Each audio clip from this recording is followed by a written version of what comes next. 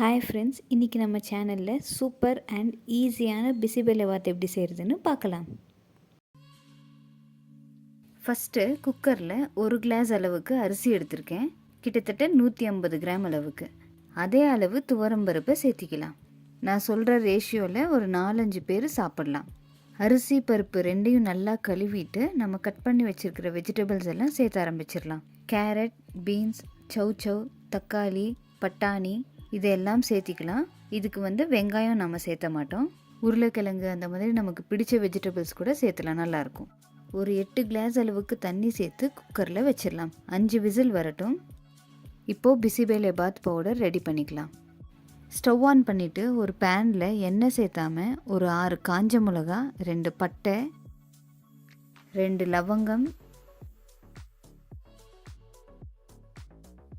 ஒரே ஒரு மராட்டி மூக்கு, இது சேர்த்தலைனாலும் பரவாயில்ல, 2 ஏலக்காய்.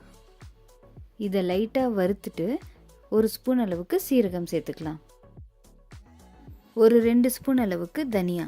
இதெல்லாம் சேர்த்து நல்லா வறுத்து எடுத்துக்கலாம்.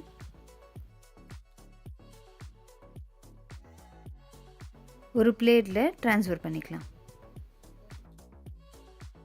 இப்போ ஸ்டவ் ஆன் பண்ணி 1 ஸ்பூன் அளவுக்கு கடலைப்பருப்பு, 1 ஸ்பூன் அளவுக்கு உளுத்தம்பருப்பு சேர்த்து வறுத்துக்கலாம்.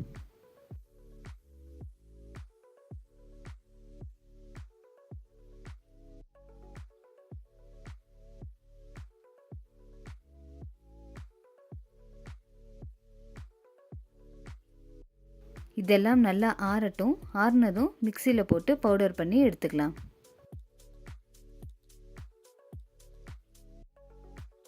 சாதம், காய்கறி எல்லாம் நல்லா வெந்திருக்கு. இப்போ இந்த பவுடரில் கொஞ்சமாக தண்ணி சேர்த்து நம்ம குக்கரில் போட்டுடலாம். ரொம்ப கெட்டியாக இல்லாமல் கொஞ்சம் இந்த மாதிரி பதத்தில் இருந்துச்சுன்னா சாப்பிட நல்லாயிருக்கும். வேணும்னா இன்னும் கொஞ்சம் கூட தண்ணி சேர்த்துக்கலாம். தேவையான அளவுக்கு உப்பு சேர்த்திக்கலாம்.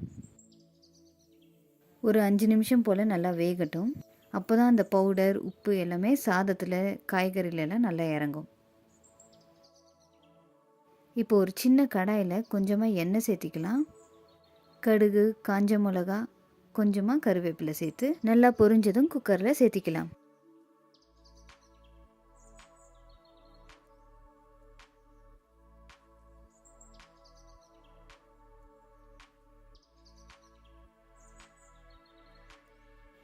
நல்லா கிளறி விட்டுட்டு கடைசியாக 2 ஸ்பூன் நெய் சேர்த்துட்டு கட் பண்ணி வச்சுருக்கிற கொத்தமல்லி போட்டோன்னா பிசிபெல்லவாத் ரெடி. கம கமன்னு ஸ்மெல்லு சூப்பராக இருக்குது. பார்த்தாலே சாப்பிடணும் போல் தோணுது. மசாலாவும் அதிகமாக இல்லாமல் சாப்பிடவும் ரொம்ப நல்லாயிருக்கும். இதுக்கு சைட் டிஷ்ஷாக காரா பூந்தி வச்சு சாப்பிட்டா ரொம்ப நல்லாயிருக்கும். இந்த மாதிரி குக்கிங் வீடியோஸ் பார்க்கணுன்னு நீங்கள் ஆசைப்பட்டீங்கன்னா எங்கள் சேனலை மறக்காமல் சப்ஸ்கிரைப் பண்ணிக்கோங்க. நாளைக்கு இன்னொரு சூப்பர் அண்ட் எல்லாருக்கும் பிடிச்ச ரெசிபீஸோடு சந்திக்கலாம்.